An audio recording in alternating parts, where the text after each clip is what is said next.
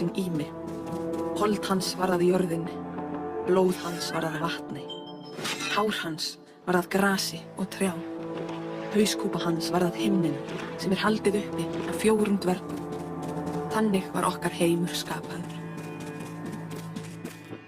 Sköpunargoðsögninni hefur verið lokið.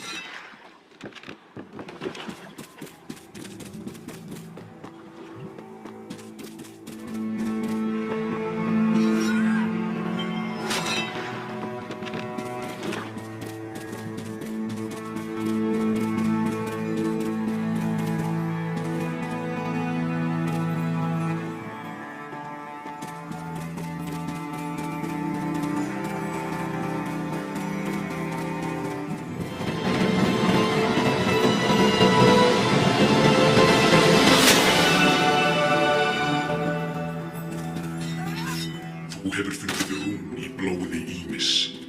Haltu áfram að kanna svæðið eða snúðu aftur í Ginnungagap.